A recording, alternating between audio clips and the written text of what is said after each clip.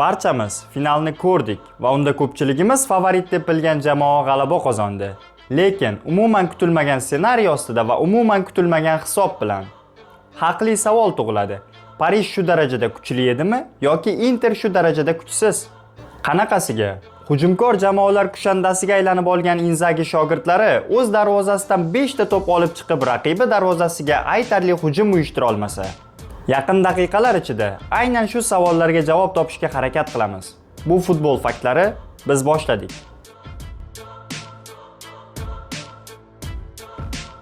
O'yin dastlabki soniyalaridanoq kutilmagan tarzda boshlandi.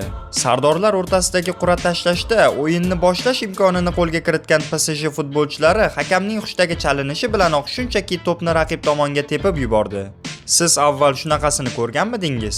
Men esa yo'q. Bu harakat orqali Enrique Inzagiga shunday messej yo'lladi. Hushyor bo'l, biz pressing qilamiz. Pressing mavzusiga hali qaytamiz. Hozir esa o'yin uchun tanlangan tarkib va taktikaga ahamiyat qaratsak, ikkala jamoa ham matchni o'zining kutilgan tarkibida boshladi. Luis Enriquening 4-3-3 sxemasiga Simone Inzagi 3-5-2 bilan javob qaytardi. Reja bo'yicha o'yinning asosiy qismini qarshi hujumda o'tkazish kerak bo'lgan Interda Thuram va Martinez maydon markaziga yaqin joylashgan. Barella, Chalhanoglu va Mkhitaryan uchligi 9likdagi Dembelega to'p yetib kelmasligini ta'minlashi, himoya 5ligi esa darvoza tomon xavf bo'lmasligini kafolatlashi kerak edi. Baxtga qarshi, Parij umuman bu sxemada o'ynamadi. To'pga egalik qilish boshlangandan so'ng PSG ortda 3 o'yinchi bo'lib qolishni boshladi. Avval Hakimi, keyin esa Mendes ham yuqoriga ko'tarilib oldi. Uning o'rniga hujum qurish nuqtasiga maestro Vitinha qaytdi. Yarim himoyadagi bo'sh nuqtani esa Fabian va Joao navbat-navbati bilan yopishdi. Mendes va Hakimining yuqoriga ko'tarilishi qanot vingerlari Xvicha va Due uchun ochiq maydonlar yuzaga kelishini ta'minladi. Ular esa hujumni qanotdan qanotga ko'chirish kabi ishlarni bemalol amalga oshirishdi. Inter qanot himoyachilari esa hech qanaqasiga ularni to'lig'icha yopa olmasdi. Mana bu dastlabki 10 daqiqalikdagi kadrlarga e'tibor qaratamiz. Interning markaziy himoyachisi hujumning jiddiylashib ketmasligi uchun oldinga chiqishga majbur bo'layapti. Bu esa zich himoya zaiflashib, himoyachilarning o'rinlari o'zgarishiga olib kelyapti. Bir qanotni to'lig'icha egallagan PSG hujum markazida esa umuman kutilmagan futbolchilar paydo bo'layapti. Ta'kidlash joizki, Enriquening sistemasida Dembelening o'rni katta. U 9likka joylashtirilgan bo'lsa-da, deyarli u yerda o'ynamaydi. Finalda PSG to'p bilan muomalada bo'lgan payt u markaziy yarim himoyachi pozitsiyasida yurgandi. Bu esa undan qolgan hujum chizig'ida bo'sh nuqtalar paydo bo'lishini anglatardi. Shunday qilib, Parijning o'yin boshidagi chizmalari butunlay o'zgarib ketdi. Endi esa birinchi golga e'tibor qaratsak, pressing orqali Interdan to'p olib qo'yildi va pozitsion hujum boshlandi. Ayni o'sha paytdagi rotatsiyaga e'tibor qarating. O'ng qanot vingeri Due chap qanotga yaqinlashgan. Dembele esa o'ng tomonda. Kvara qanotdan yorib kirmoqchi bo'lgan payt Interning naqd 7 a'zosi chap qanotda yig'ilib qoldi. Luis Vitinhaga to'p uzatgan payt esa chuqur himoyaga kirib ketgan Interdan hech kim unga peshvoz chiqmadi.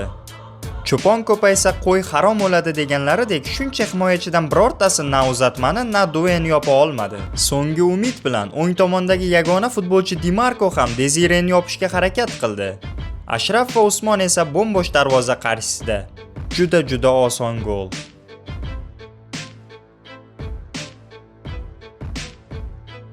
Aynan o'sha gol o'yin taqdirini hal etdi desak bo'laveradi. Butun mavsumni raqiblariga birinchi bo'lib gol urib komfortda o'ynagan qariya jamoa endi oldinga chiqishga majbur edi. Bu esa otdan tez hujumchilari bor Parij uchun ayni muddao bo'ldi. Maydondagi IQ darajasi eng yuqorilardan bo'lgan Barella ham yosh bolalardek xato qildi. Ko'pchilik bo'lib hujumga o'tib ketgan milanliklar esa ortga qaytishga ulgurmadi.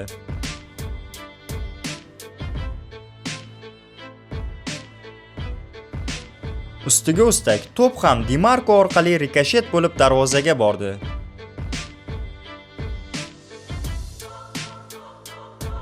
Endi esa tahlilimiz boshida e'tibor qilganimiz pressing haqida gaplashsak. Inter bilan yarim final o'yinlarida Hansi Flickning Barselonasi eng ko'p tanqid qilingan jihat yuqori liniya, ya'ni ofsayd chizig'i bo'lgandi. Lekin finaldagi Parij ham juda yuqoriga ko'tarilib o'ynadi. Unda farq nimada?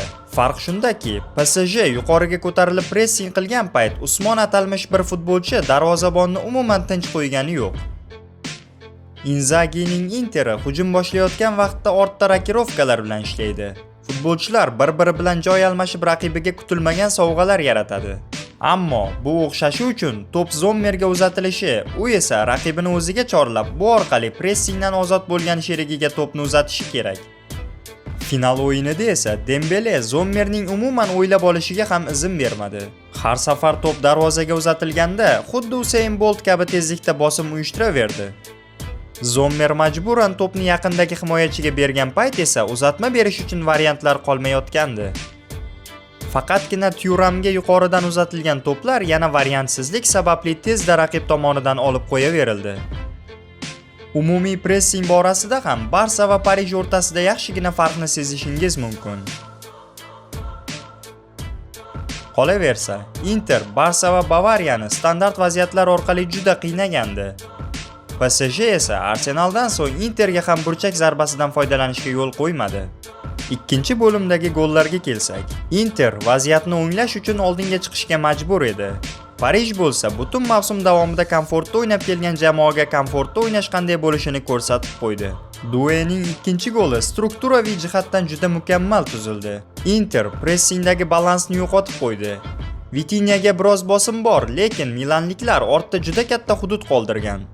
U yerda esa yolg'on 9lik Dembele bor. Uni personal qo'riqlashni boshlagan Acherbi oldinga chiqishga majbur bo'ldi va pozitsiyasini yo'qotdi. Qolganini esa Due hal etib tashladi. Golni birinchi ko'rganingizda xuddi qarshi hujumga o'xshab ko'rinadi, lekin bu ortdan boshlab kelingan strukturaviy hujum.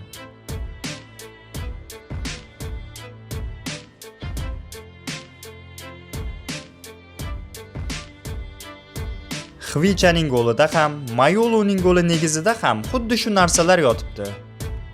Parijda o'tishlar juda silliq ishladi, xuddi yuqori gertzli telefon yoki kompyuter interfeysi kabi. Endi esa yana bir masalaga to'xtalsak, nega shu o'yinchilar va shu Enrike o'tgan mavsum yarim finalda nisbatan osonroq raqib bilan shu o'yinni ko'rsata olmadi? Yoki Dortmund, Inter, Arsenal va Liverpoollardan kuchlimidi? Yo'q, shunchaki Parijda Mbappe bor edi. Jamoaning lideri va yo'q joydan gol yasaydigan futbolchi qanaqasiga muammo bo'lishi mumkin deyishingiz tayin. Lekin ishoning Kylian bilan Enrike hech qachon hozirgi jamoasini tuza olmas edi. Mbappe senga yiliga 50 ta golni kafolatlaydi, lekin uning o'z futbolga qarashlari va prinsiplari bor. U Dembeledan yaxshiroqmi? Shubhasiz, Kylian boshqa daraja, lekin Enrike qurmoqchi bo'lgan intensiv o'yin uchun u to'g'ri kelmasdi. Mana bu kadrda o'tgan mavsum Enrikening Kylianga aytgan so'zlarini tinglashingiz mumkin. Yo te he leído que te gustaba Michael Jordan. Michael Jordan cogía de los huevos a todos sus compañeros y se ponía a defender como un hijo de puta. Tú tienes que dar ese ejemplo primero como persona y como jugador de ir a presionar. ¿Para qué? Para ser un líder. Porque tú piensas como que tú nos tienes que marcar goles. Claro, tú eres un fenómeno, un top mundial, ninguna duda. Pero yo no me vale eso. Un líder de verdad es. Ha, Mbappe elit daraja. Ammo har bir vaziyatga borini berib, intensiv pressinglarda qatnashadigan tip futbolchi emas. Usmon Dembele esa Enrikega shu narsani bera oldi va buning ortidan futbolchi ham, murabbiy ham manfaatdor bo'ldi. O'zi shusiz ham bitta ortga qaytmaydigan o'yinchisi bor Realda Mbappe kelgandan so'ng bir qancha muammolar suv yuziga qalqib chiqdi. Futbolda intensiv pressing ommalashayotgan payt o'z Tottenham bilan barchaning og'ziga tushgan Pochettino ham aynan Parijdagi yulduzlarni ortga qaytara olmay qiynalib ketgandi. Videomiz so'ngida yana bir muhim jihatni eslatib o'tmoqchimiz. Har bir o'yinning o'z tarixi bor. Mana shu Parij va mana shu Interni yana 5 bor uchrashtirsangiz, balki umumiy natija milanliklar hisobiga bo'lib ketishi ham mumkin. Ya'ni ularning o'rtasidagi farq 5 ta gollik emas. Lekin mavsumning eng muhim o'yini shunday ssenariy ostida kechdi va shu narsa ma'lum bo'ldiki, Inzaghi Interdan ketdi. Endi jamoa tarkibida katta tozalash yuz beradi va klub loyihani o'zgartirib yoshlarga e'tibor qaratmoqchi. Parijning esa kelasi mavsumda ham mana shunday natijalarga erishishi shubhali masala. Fe'l-atvori biroz chatoqligi bilan tanilgan Dembele ham Enrike uchun mana shunday ko'rinishda xizmat qilib beraverishiga kafolat yo'q. Yangi mavsum va shu jumladan klublar mundialida ham bu jamoani kuzatish shaxsan o'zim uchun ham juda qiziq. Sizlar bilan yaqin daqiqalar ichida futbol faktlari va Rustam Arslonov bo'ldi. Keyingi sonlarda uchrashguncha o'zingizni asrang.